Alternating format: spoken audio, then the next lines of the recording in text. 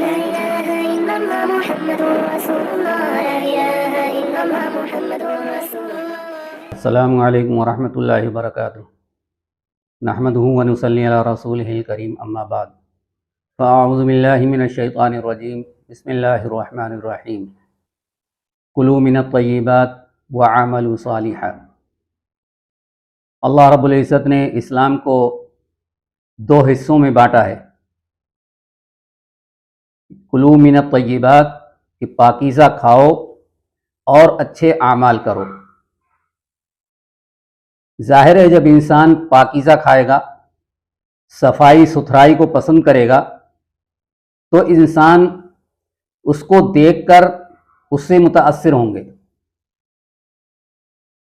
انسان کے اعمال جب درست ہوں گے، اسلام کے مطابق انسان جب اعمال کرے گا تو ان اعمال کو دیکھ کر غیر بھی اسلام کے اندر داخل ہونے کی کوشش کریں گے.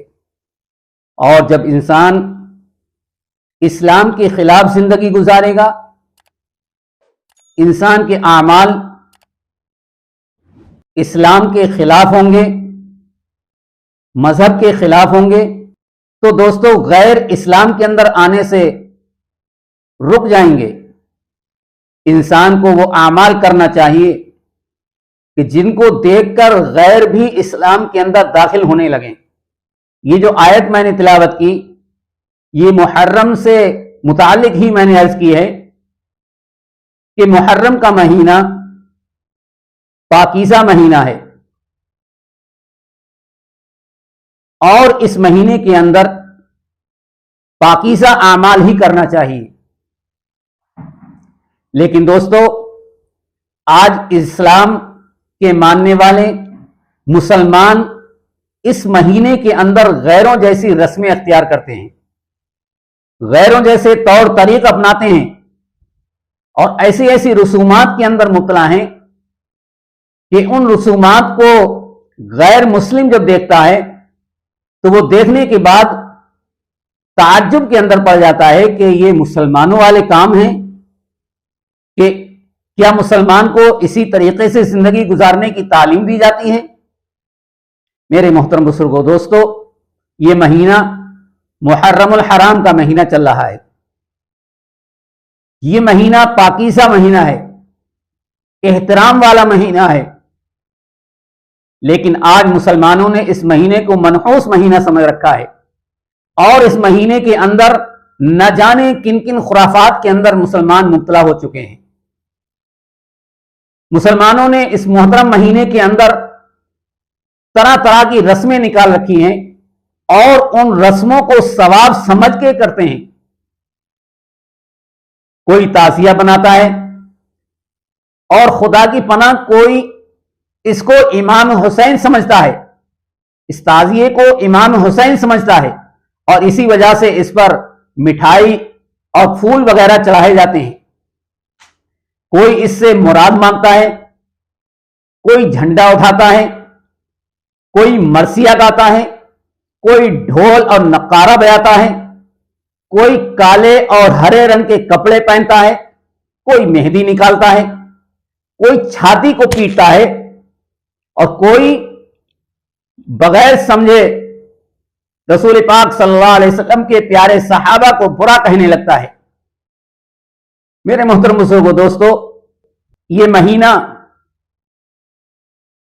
محترم مہینہ ہے. اس مہینے کے اندر ہمیں حضرت امام حسین رضی اللہ تعالی عنہ کا تعزیہ نکالنے کے بجائے آپ کے لیے نماز پڑھ کر اور قرآن کریم کی تلاوت کر کے ثواب پہنچایا جائے، جس سے حضرت حسین رضی اللہ تعالیٰ عنہ بھی خوش ہوں اور خود بھی ثواب کے سے مالا مال ہوں.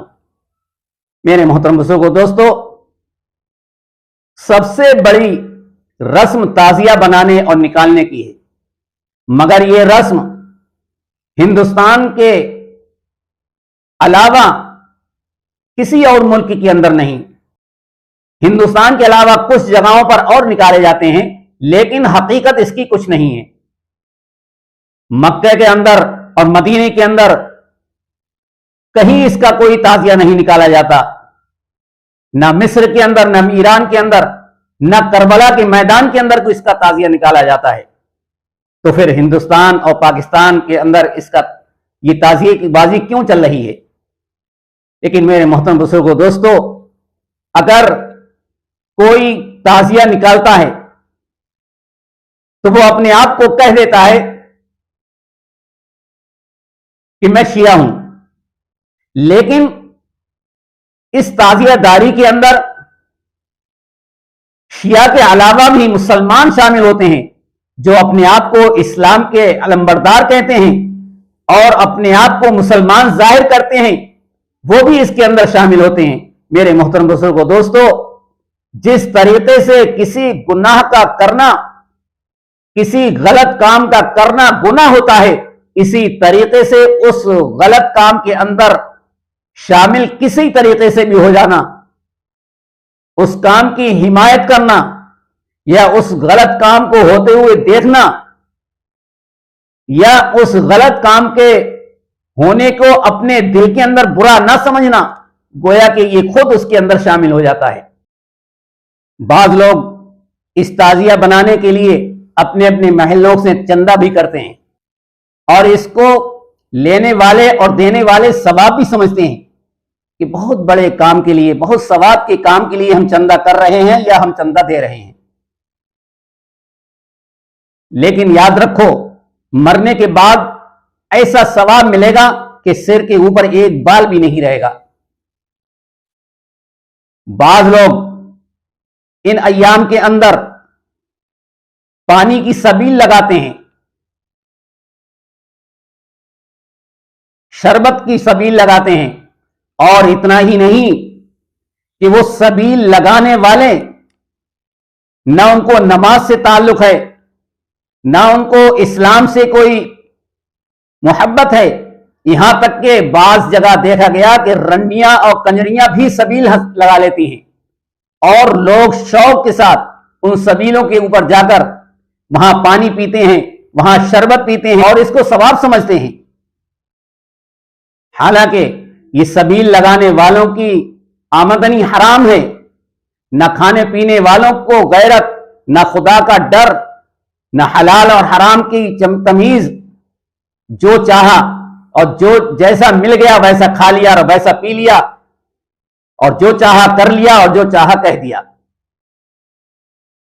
محترم بزرگوں دوستو، اتنا ہی نہیں بلکہ ان ایام کے اندر بعض جگہ عورتیں گشت لگاتی ہیں اور ایک دوسری سے کہتی ہیں کہ چلو فلانے امام باڑے کی مجلس دیکھ آئیں اور تعزیے کی زیارت کر آئیں۔ مگر دوستو، تعزیے کی زیارت تو کیا کریں گی، یہ خود اپنی زیارت کے لیے جاتی ہیں، یہ اپنی زیارت خود کراتی پھرتی ہیں، عقل کے پیچھے ڈنڈے لیے پھرتی ہیں۔ بعض لوگ لگوٹ باندھ کر اکھاڑوں اور بازاروں میں اور گلیوں اور کوچوں کے اندر گتکے بازی کرتے ہیں۔ گتکے کا کام ایک ہنر ہے، مگر ناف سے گھٹنوں تک بدن کا کھولنا لوگوں کے سامنے حرام ہے۔ میرے محترم بزرگوں دوستو، ان تمام رسموں سے بچنے کی کوشش کرو۔ کیوں کھیل تماشوں میں زندگی کو برباد کرتے ہو؟ عالموں اور دینداروں کی صحبت اختیار کرو۔ اللہ رب العزت ہم سب کو اس مہینے کے اندر نیک اعمال کی توفیق عطا فرمائے۔ وآخر دعوانا ان الحمد للہ رب العالمین۔